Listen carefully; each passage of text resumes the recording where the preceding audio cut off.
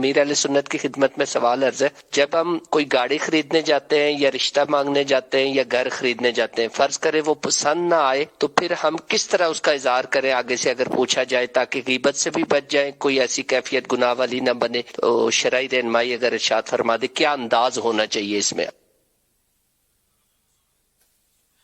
نے رشتے کے تعلق سے سوال کیا کہ کہیں رشتہ دیکھنے جائیں اور وہ رشتہ منظور نہ ہو تو اب جواب کیا دے؟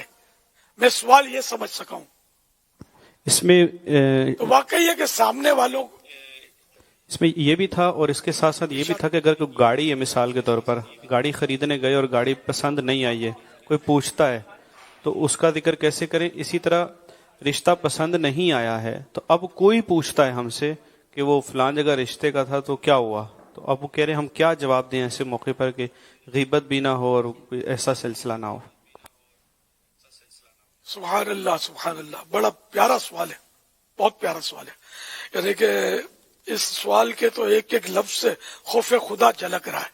مرحبا، اللہ برکت دے. اس میں ایسا ہے کہ واقعی ان کی بلا ضرورت برائی کرنے کی نہ کی جائے جب تک وہ شریعت اجازت نہ دے. تو آپس میں یہ معاملات مشاورت سے ہی ہوتے ہیں.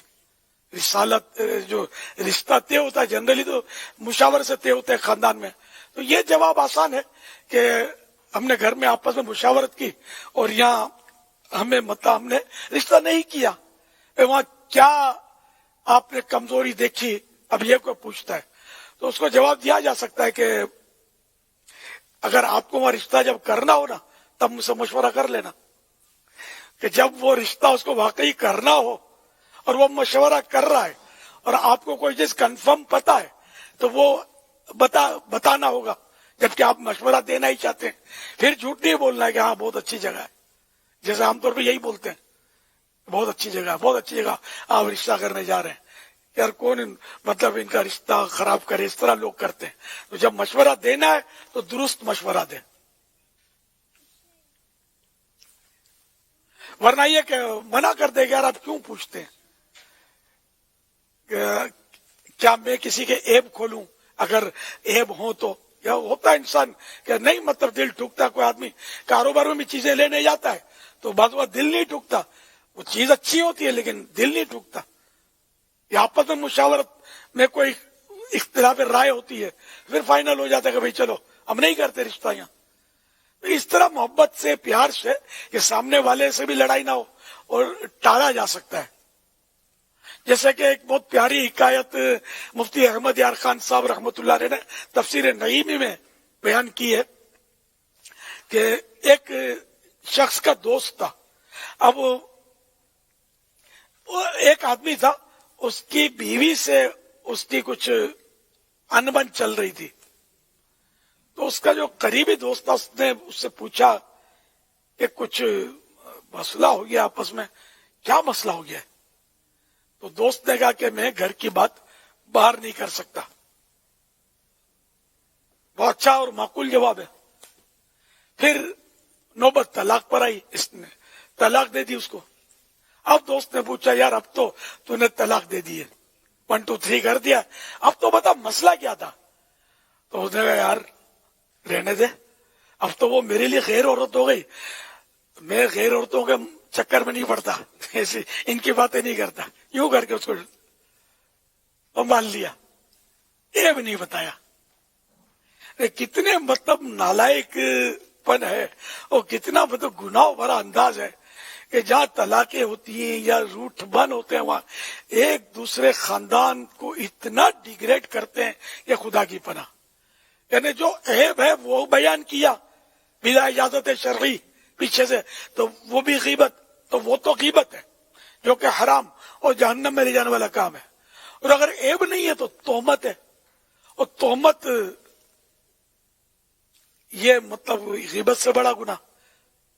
اور تہمت چاہے پیچھے سے بیان کی چاہے سامنے بیان کی وہ تہمت ہے جو بہت سخت گناہ ہے. اس کے علاوہ بدگمانی الگ، پھر جھوٹ بھی بولتے ہیں اپنی مطلب وہ ٹانگ اونچی رکھنے کے لیے یا ناک اونچی رکھنے کے لیے. کہ یہ لوگ ایسے تھے ویسے تھے، یوں تھا اس لیے ہم نے چھوڑ دیا. بہت مطلب گناہ ہوتے ہیں. تو اس طرح کا کچھ بھی نہ کیا جائے. ٹھیک ہے وہ گھر ٹوٹتے ہیں تو ٹوٹ گیا تو ٹھیک ہے، جو اللہ کو منظور ہو گیا. مطلب کوئی پوچھے تو بولا ہم نہیں بتاتے. بعض اوقات یہ ہوتا ہے ذہنی ہم آہنگی نہیں ہوتی میاں بیوی میں، تو اس کا جواب زیادہ مشکل بھی نہیں ہے کہ ہماری انڈرسٹینڈنگ نہیں تھی تو اس لیے ہم نہیں چل پائے ساتھ.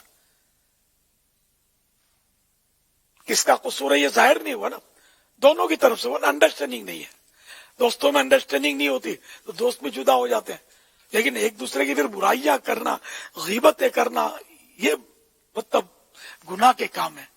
ان سے بچنا چاہیے. اگر کسی نے اب تک ایسا کیا ہے تو توبہ بھی کرے، توبہ کے تقاضے بھی پورے کرے. واللہ تعالی اعلم ورسولہ اعلم عز وجل وصلی اللہ تعالی علیہ وآلہ وسلم.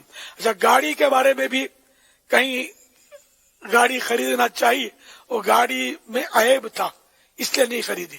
اب کوئی پوچھتا کہ کیوں نہیں خریدی، تو اس میں بھی یہی دیکھنا ہے کہ وہ اگر اس لیے مشورہ کر رہا ہے کہ میں خرید لوں، تو اب اس کو اگر کنفرم معلوم ہے اس گاڑی کا عیب تو ٹھیک ہے بتا دے، کیونکہ وہ مشورہ مانگ رہا ہے.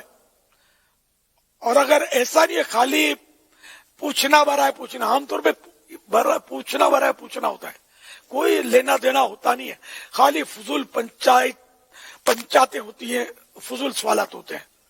تو ایسوں کو پھر اس گاڑی کا عیب بھی نہ بتائے کہ کسی کی چیز کو عیب لگانا، کسی کی سواری کو، کسی کی گاڑی کو، کسی کے گھر کو، کسی کے واش روم کو بھی عیب لگائیں گے تو گناہگار ہوں گے.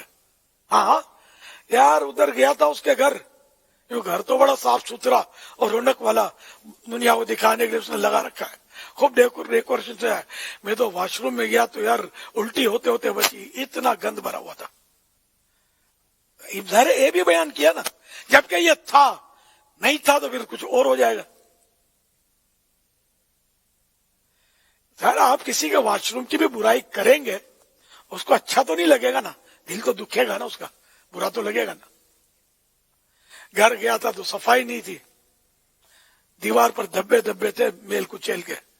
بچوں کو بھی انہوں نے تمیز نہیں سکھائی، اور پین اور پینسل سے وہ لکیریں لگاتے رہتے ہیں. اور ہے نہیں، تک نہیں ہے یار، سلیقہ مند لوگ نہیں ہے، یعنی کہ درجنوں غیبتیں کر دیتے ہیں اس طرح. اور وہ جو میں نے کہا نا کہ وہ دنیا کو لوگوں کو دکھانے کے لیے وہ ڈیکوریشن رکھا ہے، تو یہ تہمت میں جا رہا. اس کی وضاحت بھولیے، جب یہ جملہ میں نے بولا ہی ہے تو یہ لوگوں کو دکھانے کے لیے یہ کر رہا ہے، یہ بدگمانی میں جا رہا ہے کہ پتہ کیسے چلا کہ اس نے لوگوں کو دکھانے کے لیے کیا ہے. بلکہ یہ تہمت بھی ہے نا کہ اس کو تو پتہ نہیں ہے، اس نے اگرچہ دکھانے کے لیے کیا ہے، لیکن اس کا یہ معاملہ تو دل کے اندر ہے نا کہ اس نے دکھانے کے لیے کیا ہے. ہو آر یو، آپ کون ہیں اس کے دل کے اندر جھانک کر دیکھنے والے؟ آپ کو کون سا دیکھنا آتا ہے؟ تو اس طرح مطلب ہماری گفتگو کی اگر اسکیننگ کی جائے نا تو 5 منٹ کی گفتگو کی اسکیننگ میں پتہ نہیں کتنی غیبتیں، تہمتیں، وہ بدگمانیاں اور کیا کیا نکل آئیں. فضولیات، فضول باتیں تو اتنی کہ خدا کی پناہ بیزار کر دیتے ہیں. بعض اوقات پوچھ کے کتنے بھائی ہو، کتنی بہنیں ہیں، کتنوں کی شادی ہوئی ہے؟ اچھا نہیں ہوئی ابھی تک، ان کی عمر تو کافی ہو گئی. کتنی عمر ہے؟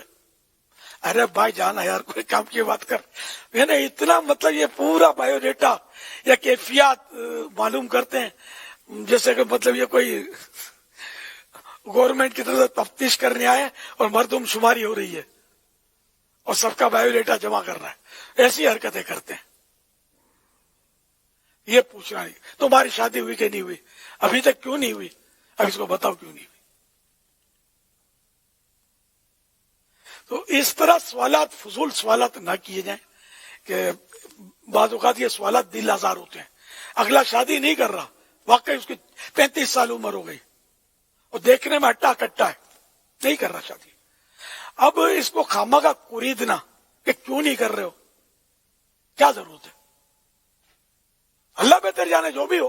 اگر کوئی مشکل ہے اللہ آسان کرے آپ دعا کریں, پنچات نہیں کریں. کیوں نہیں کر رہے ہو؟